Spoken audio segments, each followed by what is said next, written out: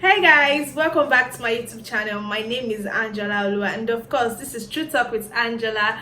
Welcome to my new subscribers. I see all your notifications and thank you all for the likes and the comments. I really appreciate. I see your engagements. Keep it up. Thank you very much. So today is going to be one of a kind. Today is going to be a story time where I'll be talking about something about my personal life, about something I've never really shared with people out there except my close friends and close family members. I'm sharing this story because I believe I've healed to a reasonable extent, and of course I still have my bad days sometimes, but you know, we all have our bad days. And also because I felt a prompting in my spirit to share this story out there, that it's going to help, even if it's somebody, just one person that needs to hear this at this moment. So guys, let's get right into it.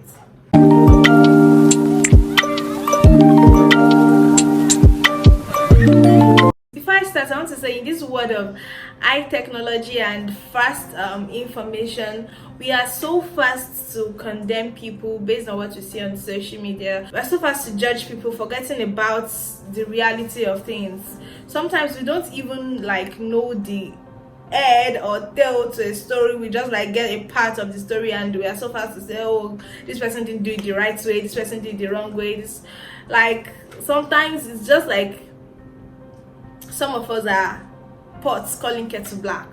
I'm sure you've seen the title of this video, my testimony. Yes, I'll be sharing some things about my life which came back to me recently. Well, it's always there, but then, like I said, I've healed, but it came back to me to share it recently, majorly because of this Christland girl story going everywhere on social media, and everybody's really fast to judge her and judge her parents and talk about good parenting. All of a sudden, everybody is the best parent in the world. Everybody is the best at parenting. We all have our stories, you know. We all have our stories. We all know what we've done when we were younger, things we've gotten over just by the help of God or something. And some of us know what we are still doing right now, that we are actually doing the secrets, that I won't just happen to be on the camera. Everybody can see it. Everybody knows what she has been doing. But what of what you've been doing is a secret that nobody knows, and it's all over everybody's status. First of all, I'm very happy that the Twitter account of the guy who linked or posted the video on social media was blocked, because why will you do that? That's like a crime. That's a very big offense. So there was this post I saw on social media recently. I'm going to read it out to you guys. If 70% of people were to re-examine their first sexual encounter, they would realize it was rape. Yes, for both male and females, actually. If people should go back in time and think about it, okay, what was my first sexual experience? You realize that it was rape because you weren't prepared. It was not, some of it was probably manipulation, and you understand. And I want to say something. Rape is not until you have a gun to your head, or you have someone kicking you and telling you they are going to kill you if you don't put off your clothes. That's not until it's rape. It's not until there's violence.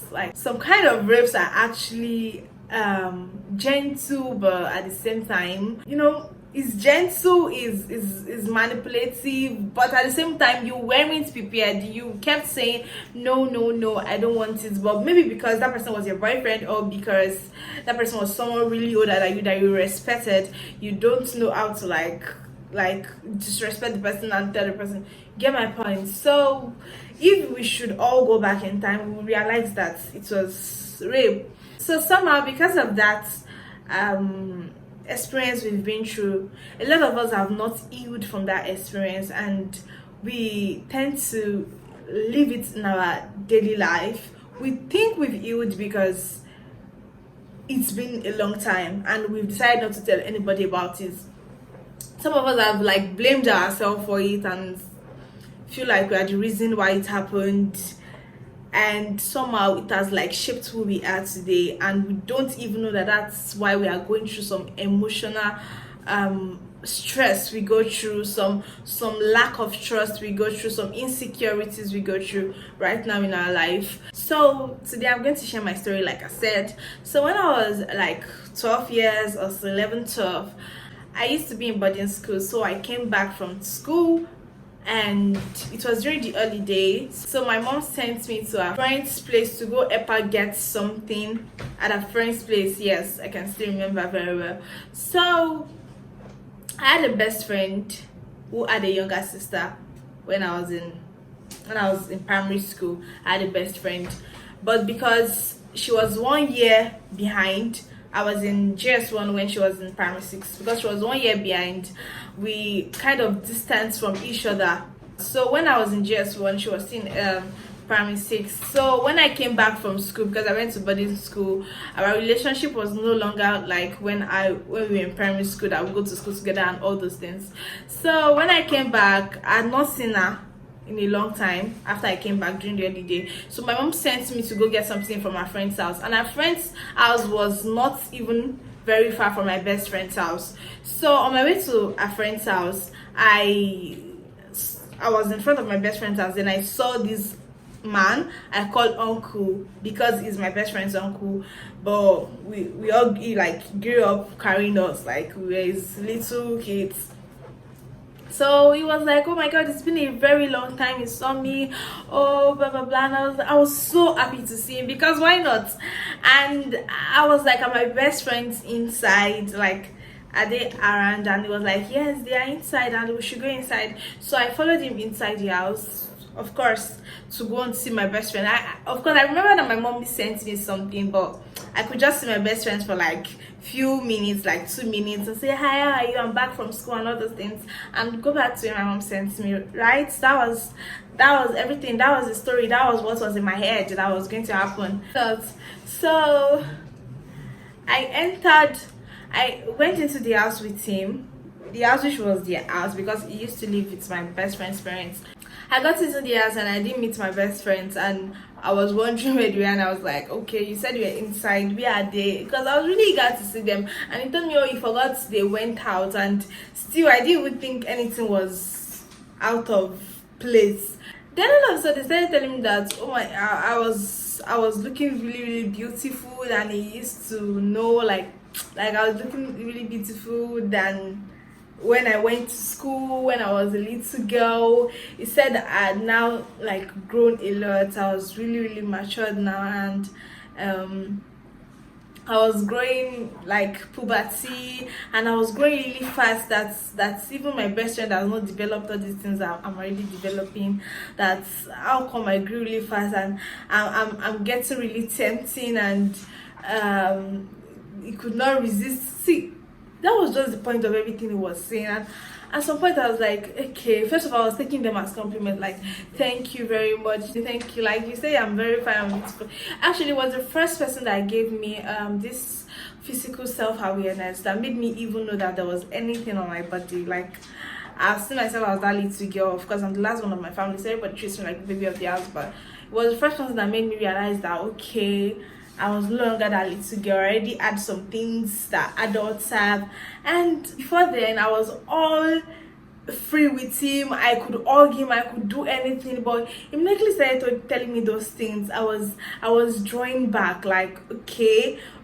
Like, I saw him as my uncle. I was his baby. And I started drawing back. Then I started getting really self-conscious. And then it was pulling me to himself. Like, okay, I didn't have to feel that way. Like, you know. And to leave out details, that was how it happened. And not like at that point in time I didn't know what rape was. I knew what rape was, but I thought like what we see on movies and films, where armed robbers will come to your house in the midnight and beat you and now force you to off your clothes, and they will now rape you. And or when a lady is going on the streets, some boys will come and they will gang up and rape her. That was what I felt rape was. Not someone that you knew so well, not someone you saw as your mini father. Do you get? So at that point in time I didn't know if it was hurting me. I didn't know if it was because it was really making me realize the fact that he loves me so much, and he wasn't going to do anything to hurt me. But then he was doing this and he was saying he wasn't hurting me, and I was like, okay. I, at that point in time, I didn't know what to think. I didn't know how to take it. Yeah, I skipped a part. Before he started saying all these things, he asked me at some point if I had if I had a phone that he could use to communicate with me, because he won't really like to tell me to communicate with me, to tell me these things he wants to tell me inside that environment or that house. I would like me to go to a hotel with him, and he was asking me if I've ever been to a hotel, and I'm like, no, I've not been there. And it was like, oh, I'm still a small girl, that should not worry, he's going to show me things, he's going to expose me, and he's going to get me a phone. If I know that I can keep hide it from my parents, then he's going to get me a phone that we can use to communicate. And I was so happy that, okay, he wanted to get me a phone. Like at that point I didn't have a phone, but then I knew how to use the phone, and so like, you get me a phone that we could communicate, so we could meet up or link up. So that was when I started telling me all these things, you get. So when I left, after I left, of course I didn't go back to where my mom sent me. I didn't go back to my mom. I told you that my best friend's house was before the woman's house, so I didn't go there. I went back home straight because I couldn't, like, everything in me wanted to be home. Everything in me wanted to be home, and I just wanted to be alone. So immediately I got home, I told my mom that a friend was not around, and she was like, she thought my friend said she'd be around. I was just like, the friend was not around, and she was like, okay, so why did I take so long? I was like, I was just walking slowly and everything. She was like, okay.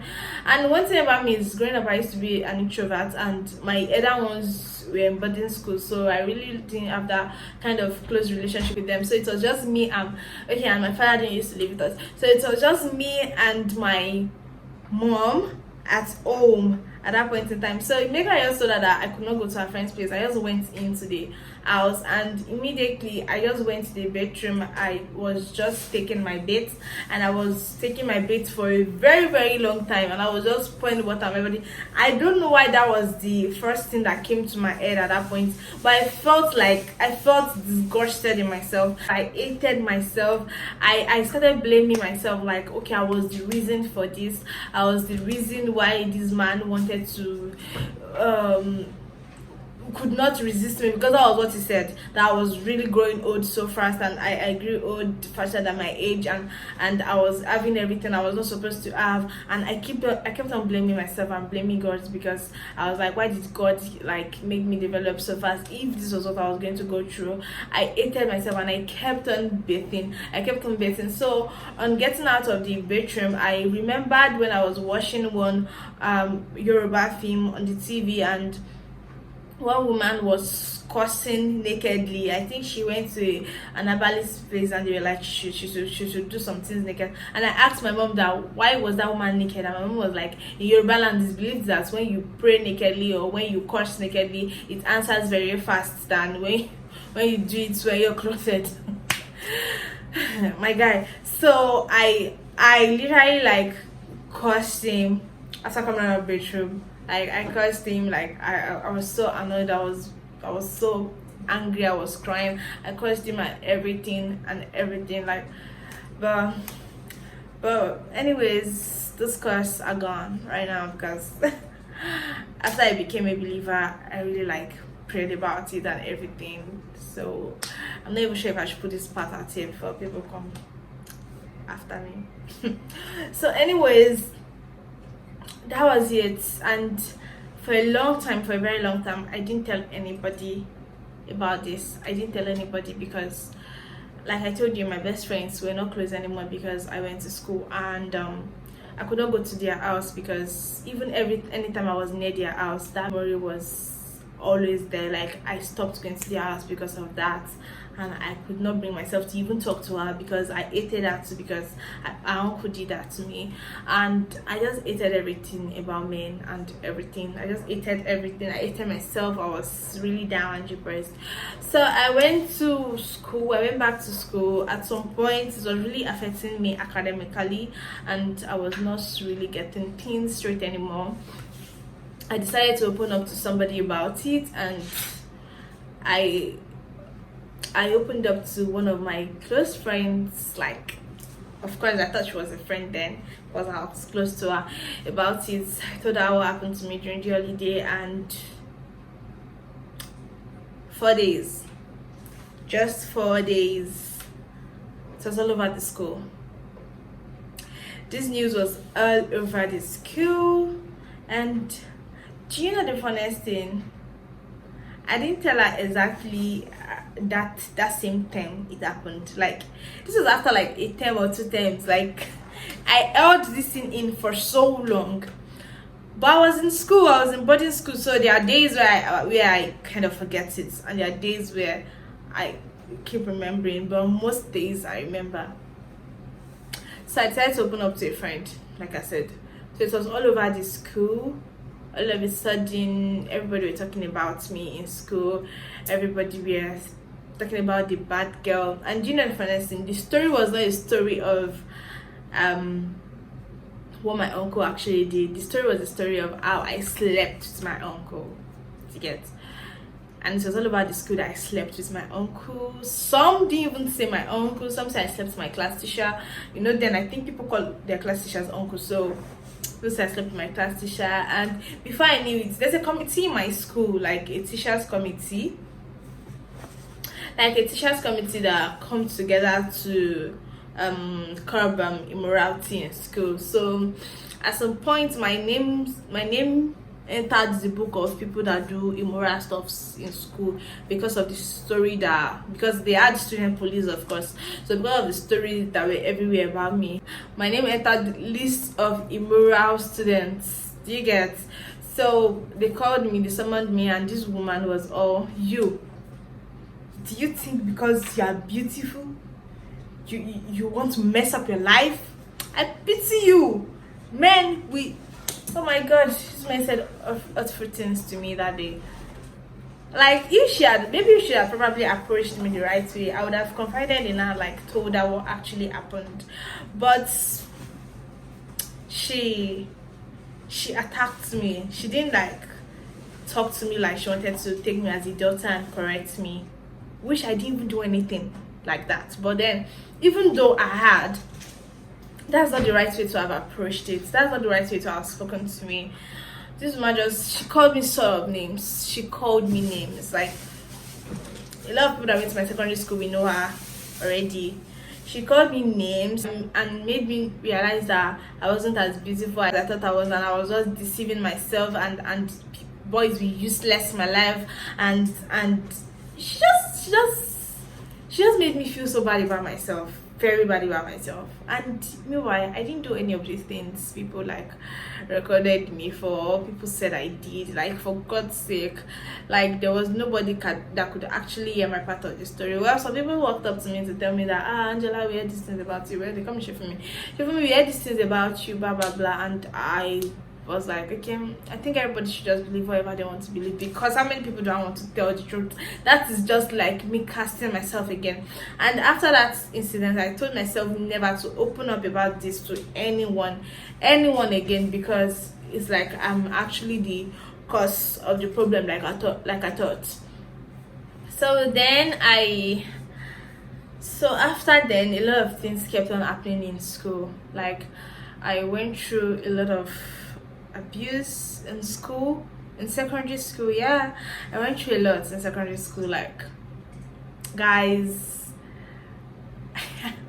I'm not even going into details about that at all, and because it's very close, and I know I still see a lot of people that were involved in that thing. So I'm ready to talk about it, because I don't need any closure, and I don't need any comments. I don't want anybody coming to my DMs talking about this.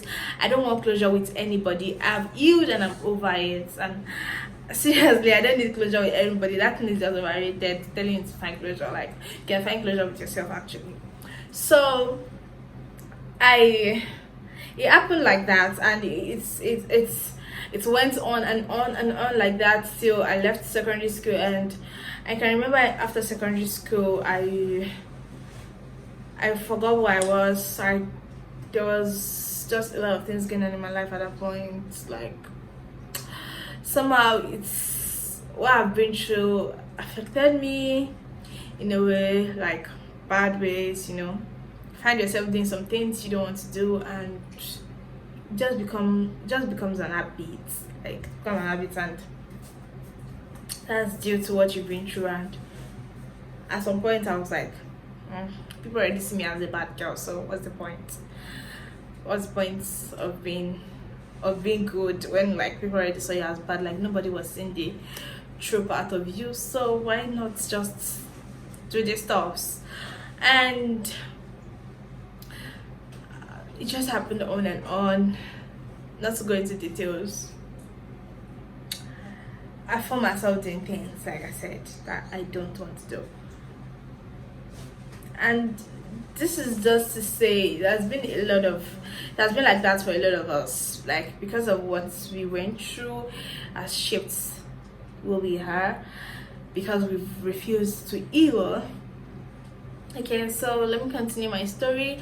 I went to school after secondary school. I went to a university. I left that university. I went back home, and I was kind of like planning to gain admission into another university.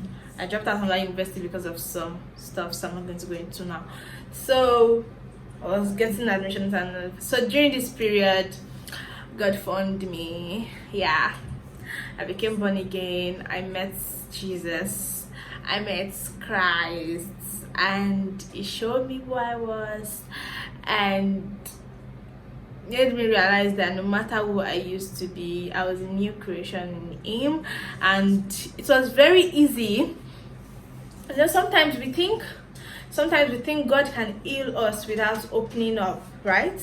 We think God can heal us, like you can see everything. Of course you can see, He saw when it happened to me, so He should heal me on His own. Like, but in the real sense, if we don't go to God and tell Him we want healing and open up to Him, we won't get healed.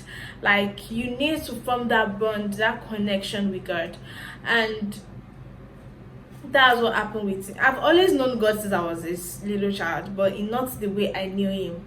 Like, I've always been born again since I knew, like, I was giving birth into a Christian family. I used to go to church, like church back to back, like I was like CSC, so you know what's up. So we used to go to church back to back. I used to pray and all those things. Like, I knew God, but this time around it was different. Then I knew God as a father. I knew Him as a comforter. I knew Him as the love of my life, someone that was ready to accept me no matter what I've been through, no matter who have been in my past, someone that won't judge me, someone that won't go over telling people about what I've been through and painting me as the bad person. Or, like, do you understand? So during this period in my life, because of the things He said to me that day, I saw myself as the girl with the beautiful face and the wrong body.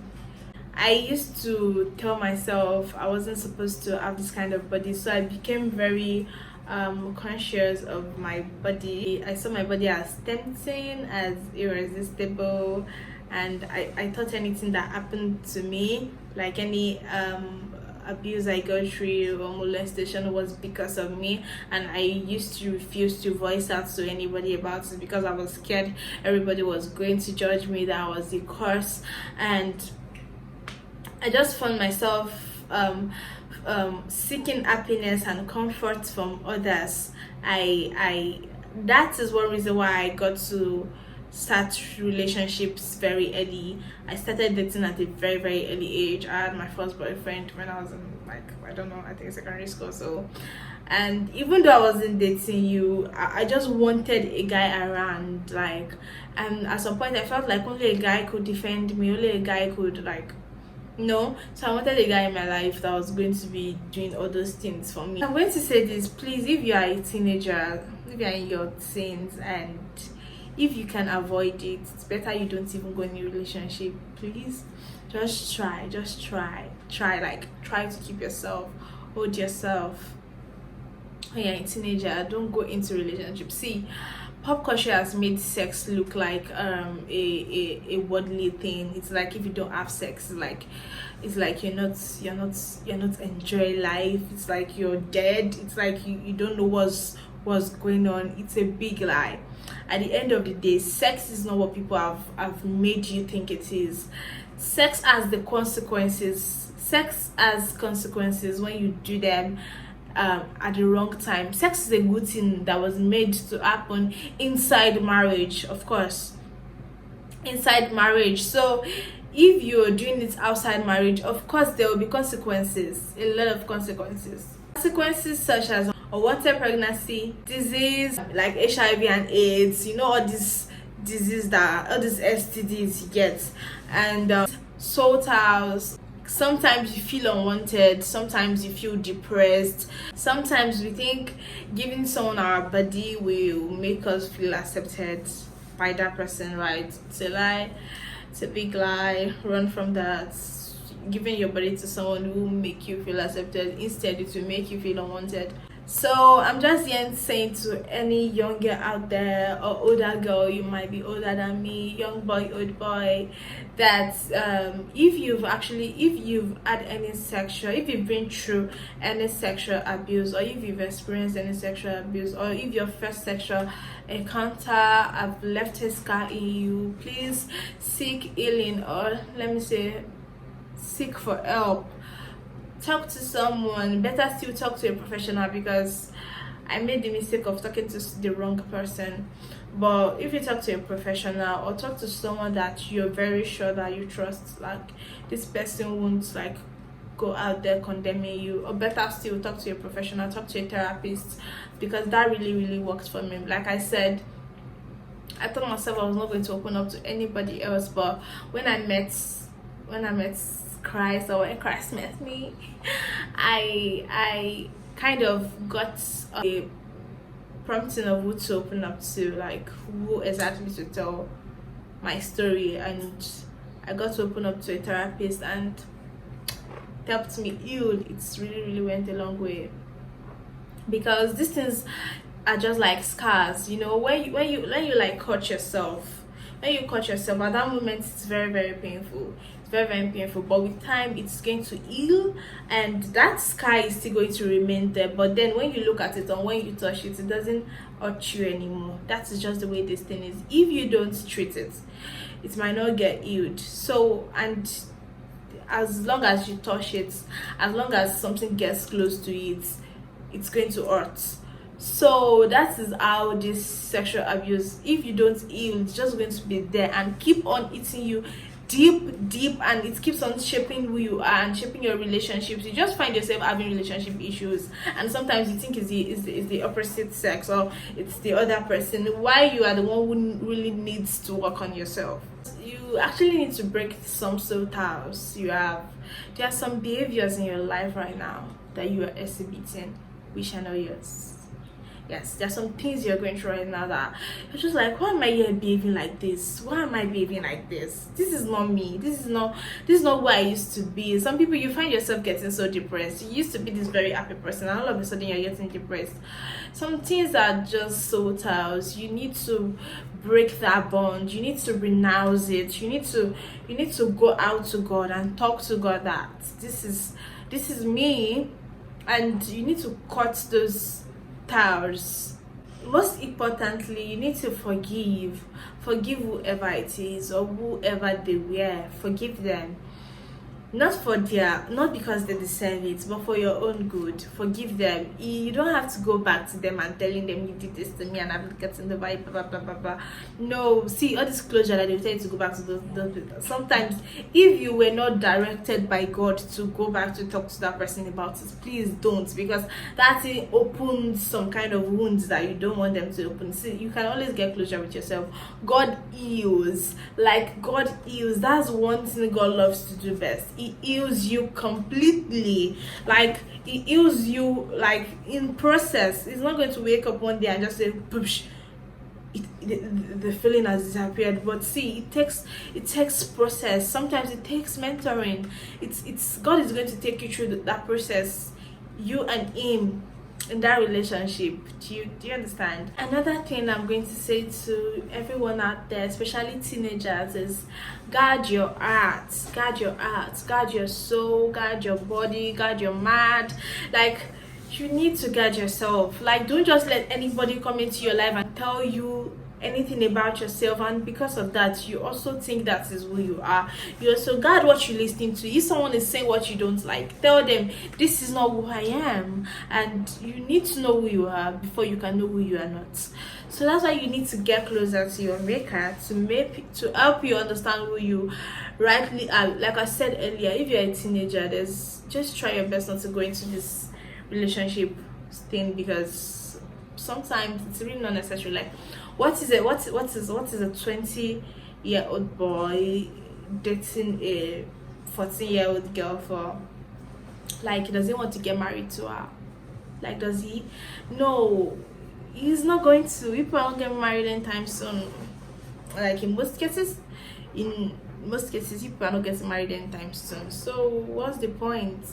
These are the period you still need to get to discover who you are, get to know yourself. At the end of the day, these things will, yes, fine, I did like, I had a relationship when I was a teenager, but I won't want you to go through what I went through, because at the end of the day, it took me sometimes to like get over those things, and so I won't want you to go to what I've gone through. So please, if you have not healed from any sexual abuse you've gone through, please do so. Like, do so. It's really, really a major part of your life. No matter how much you ignore it, like blaming yourself, hating yourself for it won't even help you heal. Blaming yourself for what happened, no matter how much you think you bear the cost, no matter what people tell you, I want you to know it's not your fault. It's not your fault. Like, it's never your fault, because I don't care what you're putting on. I don't care where you were or where you were supposed to be. It wasn't your fault. Forget the self-pity, self-blame, self-condemnation. Those things destroy you.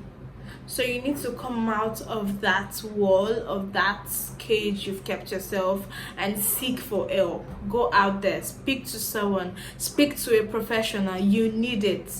You truly need it. And when you do this for yourself, trust me, you'll be so happy with yourself. You'll see a new version of yourself that you never knew existed. Like, God heals so much. Like, it's going to show you a lot. You're going to feel a lot better than you feel right now. Lastly, I would say stop hiding. Stop hiding. You can't keep hiding. Come out. Okay? Come out. And I know that God will give you the strength and the courage to do that. So guys, we've come to the end of today's video. Thank you so much for staying with me. I'll see you next time. Love you. And don't forget to like this video, subscribe, share with friends and family, because a lot of people that you know, a lot of people you've been talking to, that they don't even open up to you about these things, needs to hear this. Okay, share my testimony with everyone. I was once lost, but now I'm found. See you guys on my next video. Love you. Have a happy life.